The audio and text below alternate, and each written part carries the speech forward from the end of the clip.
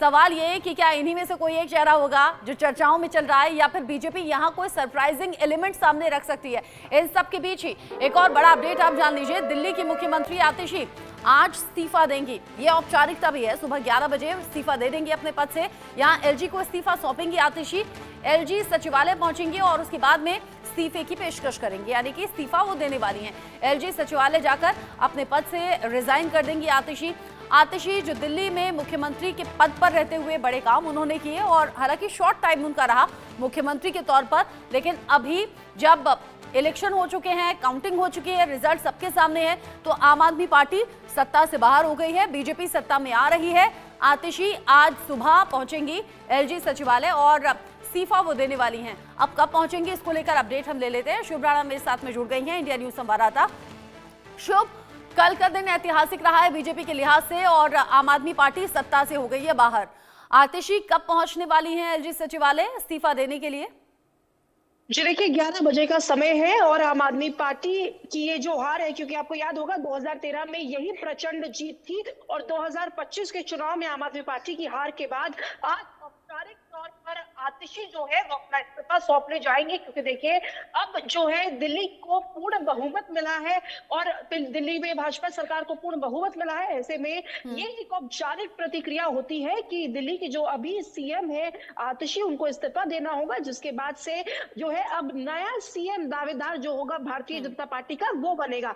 तो 11 बजे का वो समय है जब एलजी दफ्तर में जाएंगी, इस्तीफा सौंपेंगी, उस पर दस्तखत करेंगी, एलजी से मिलेंगी और फिर वहां से आ जाएंगी। और अब आतिशी महज जो अभी मुख्यमंत्री थी, फिर उसके बाद उनके नाम के आगे पूर्व मुख्यमंत्री बन जाएगा। हालांकि आम आदमी पार्टी में एक वही ऐसी बड़ी नेता है जो सीट बचा पाई है। अरविंद केजरीवाल हार गए, मनीष सिसोदिया जो है वो बुरी तरीके से हार गए, साथ ही में सत्येंद्र जैन हो, सौरभ भारद्वाज जो आम आदमी पार्टी की आला कमान को बहुत बड़ा झटका इस बार दिल्ली के चुनावों में लगा है। ऐसे में आतिशी जो है वो कालकाजी सीट से इकलौती ऐसी आम आदमी पार्टी की बड़ी नेता है जो जीत पाई। और कल भी हमने शाम को देखा कि वो कालकाजी विधानसभा में डांस करती हुई नजर आई, झूमती हुई नजर आई। तो ऐसे में 11 बजे का वो समय है जब एलजी ऑफिस पहुंचेंगी और एलजी के सामने दस्तखत करेंगी अपने इस्तीफे पे और उसके बाद वो वापस जाएंगी। जी अच्छा, आपने हालांकि उस बात का जिक्र कर ही दिया, दिल्ली में सभी बड़े चेहरे अपनी अपनी सीट से हार गए आतिशी को छोड़कर। आतिशी ने जीत दर्ज की और जाहिर सी बात है खुशी की बात इसलिए भी होती है कि जब सभी बड़े चेहरे हार रहे हों और आतिशी जीत जाए तो ये अपने आप में जीत के मायनों को बढ़ा देता है। अब बतौर विधायक वो आगे अपनी जिम्मेदारियों को संभालेंगी, लेकिन कालकाजी विधानसभा सीट पर ऐसे कौन से वो रीजन रहे होंगे शुभ, जब सभी नेताओं को हरा दिया गया जनता के जरिए, लेकिन आतिशी अपनी सीट बचाने में कामयाब रही, जीती हैं? देखिए, बिल्कुल आतिशी की बात की जाए, देखिए बहुत ज्यादा मार्जिन से नहीं जीती। पहली बात तो ये आतिशी का जीतने का मार्जिन मुश्किल से 1000 वोट्स रहा होगा। और देखिए रमेश बिधूड़ी ने भी आतिशी को एक बड़ी टफ फाइट दी। और देखिए मैं आपको बता दूं, कालकाजी सीट में पॉश इलाका भी है और साथ ही में झुग्गी झोपड़ियों की भी संख्या बहुत ज्यादा है। इस बार के चुनाव में देखने को मिला कि आम आदमी पार्टी से जो झुग्गी झोपड़ियों वाला वोट है वो आम आदमी पार्टी का झटकता हुआ नजर आया, वो भारतीय जनता पार्टी के खेमे में नजर आया। ऐसे में आतिशी जो है, देखिए रमेश बिधूड़ी के खिलाफ उनके बयान बहुत ज्यादा गए, जो उन्होंने आतिशी के सरनेम पर बयान दिया था, प्रियंका गांधी को लेकर उन्होंने टिप्पणी की थी, वो उनके बेहद खिलाफ गया। और साथ ही में देखिए आखिरी के 5 से 10 दिनों में आतिशी ग्राउंड पर बहुत ज्यादा मूव करती हुई नजर आई। वो तमाम लोगों के घर में जाती थी, डोर टू डोर कैंपेन करती थी। लेकिन देखिए बिल्कुल कांटे की टक्कर थी, क्योंकि 6 राउंड्स में रमेश बिधूड़ी बिल्कुल आगे चल रहे थे। और देखिए रमेश बिधूड़ी वहां से बड़े स्ट्रॉन्ग कैंडिडेट थे, सांसद भी रह चुके हैं। ऐसे में रमेश बिधूड़ी की जो हार थी वो बहुत बड़ी थी, लेकिन बहुत कम मार्जिन से रमेश बिधूड़ी हारे। जी, हम ये देख रहे हैं कि कुछ नेता ऐसे हैं जो बहुत कम मार्जिन से ही हारे भी हैं, इसी तरह कम मार्जिन से आतिशी जीत भी गई, यानी कि टफ फाइट थी, नेक टू नेक ये फाइट थी, लेकिन आतिशी ने बाजी मारी। बहुत शुक्रिया आपका शुभ।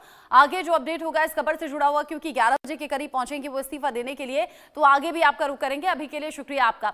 इस बीच बड़ा अपडेट आप ये भी जानिए, दिल्ली में जहां पर परवेश वर्मा अपने गाँव मुंडका पहुंच गए हैं और ये शानदार जीत के बाद वो पहुंचे हैं मुंडका के दादा भैरव मंदिर पहुंचे हैं परवेश वर्मा। यहाँ परवेश वर्मा ने मंदिर में पहुंचकर पूजा पूजा अर्चना की है। जाहिर सी बात है, ऊपर वाले का, ईश्वर का आशीर्वाद लेकर ही लोग मैदान में उतरे और फिर जब जीत हुई तो उनका शुक्रिया अदा करने के लिए भी पहुंचे। सभी सीटें बीजेपी के खाते में आई हैं। ये परवेश वर्मा कॉन्फिडेंस के साथ बोलते हुए नजर आए और उन्होंने जनता का धन्यवाद भी किया। बीजेपी के सभी विधायकों को बधाई भी दी है। दिल्ली की जनता को धन्यवाद देने के साथ साथ उन्होंने ये भी कहा कि हम दिल्ली का विकास करके दिखाएंगे। अब दिल्ली में बहुत काम करना है, दिल्ली को ऐसा बनाएंगे जिससे कि लोग प्राउड महसूस कर सके, गर्व हो लोगों को। पीएम मोदी ने मुझे अवसर दिया है। परवेश वर्मा ने पीएम मोदी का भी जिक्र किया और कहा कि भरोसा मुझ पर जताने के लिए मैं आभार व्यक्त करता हूं, धन्यवाद करता हूं। परवेश वर्मा मुंडका गांव पहुंचे, पूजा अर्चना करने की तस्वीरें भी आप देख रहे हैं। सभी विधायकों को बधाई उन्होंने दी है, साथ ही दिल्ली की जनता का धन्यवाद भी किया। जीत के बाद कैसे खुश नजर आए और क्या कुछ कहा, एक बार सुन भी लेते हैं। भारतीय जनता पार्टी ने, हमारे प्रधानमंत्री नरेंद्र मोदी जी ने मुझको ये अवसर दिया था कि मैं नई दिल्ली से चुनाव लड़ूं। ऐसे ही हमारे दिल्ली के सारे विधायक जो बने हैं, नांगलोई से मनोज शौकीन जी, मुंडका से गजेंद्र दराल जी और सारे भारतीय जनता पार्टी के विधायकों को बहुत बहुत बधाई। सारे भारी दिल्ली, हम जिसको वर्मा जी की सीट के नाम से जानते हैं, जो पुरानी सीट हम भारी दिल्ली कहते थे, सारी सीटें भारतीय जनता पार्टी की झोली में गई है। एक बार फिर से 1993 वाली याद ताजा हो गई है। मैं पूरी भारी दिल्ली को, सारे गांव देहात को हाथ जोड़कर आपका धन्यवाद करता हूं कि आपने एक एक सीटें भारतीय जनता पार्टी को जिताई और हमारी सरकार बनी। ये सरकार दिल्ली देहात के लिए अच्छा काम करेगी, पूरी दिल्ली के लिए अच्छा काम करेगी। सारी कॉलोनियों के लिए जो भी काम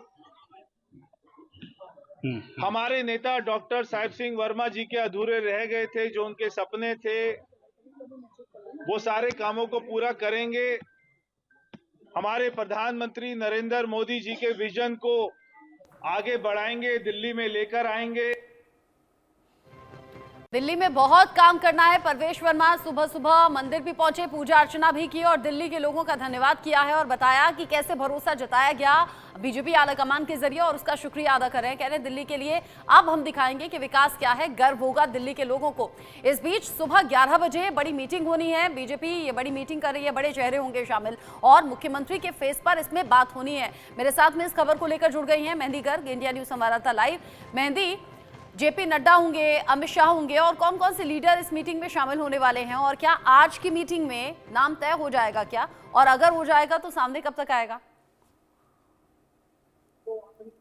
बिल्कुल, देखिए आज एक बड़ी मीटिंग बीजेपी के द्वारा की जाने वाली है, क्योंकि कल एक ऐतिहासिक जीत बीजेपी ने राजधानी दिल्ली में की है और उसके बाद आज 11 बजे बताया जा रहा है सूत्रों के हवाले से कि एक बड़ी मीटिंग जो है वो होने जा रही है, जिसमें बीजेपी के जितने सीनियर लीडर्स हैं वो होने वाले हैं। जेपी नड्डा, अमित शाह की मौजूदगी वहां पर सर्वप्रथम रहेगी जो होने वाली है। और उसके अलावा जो सीनियर लीडर्स हैं बीजेपी के, जो कुछ विधायक हैं जो कि सीएम कैंडिडेसी के लिए हैं, उनके भी होने की जो उम्मीद है वो लगाई जा सकती है, क्योंकि लगातार ये कयास लगाए जा रहे हैं कि मुख्यमंत्री के रूस दौरे से पहले, जो कि कल से शुरू होने वाला है, हो सकता है कि मुख्यमंत्री का जो चेहरा है वो बीजेपी साफ कर दे। तो ऐसे में आज की जितनी बड़ी बैठकें बीजेपी में होने वाली है वो बेशक महत्वपूर्ण रहेंगी, क्योंकि जिस तरीके से सूत्रों से ये खबर सामने आ रही है कि बीजेपी प्रधानमंत्री मोदी रूस जाने से पहले ही मुख्यमंत्री का चेहरा जो है वो डिस्कस करके साफ करके जाएंगे। तो ऐसे में आज की जितनी बैठकें हैं उनमें चर्चाओं का जो विषय है वो यही रहने वाला है कि मुख्यमंत्री कौन रहेगा, क्योंकि लगातार मुख्यमंत्री की रेस में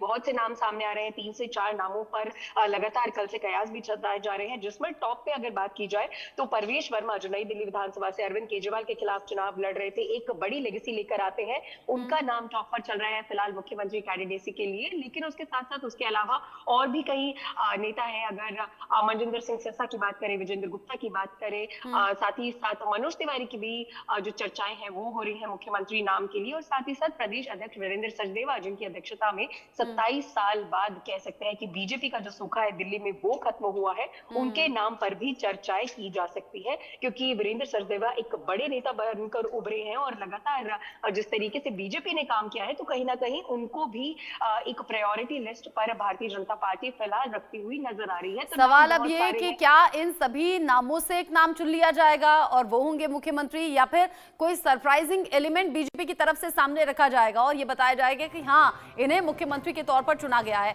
थोड़ा इंतजार करना होगा। मेहंदी, नजर आप बनाए रखिएगा इस बड़ी मीटिंग पर।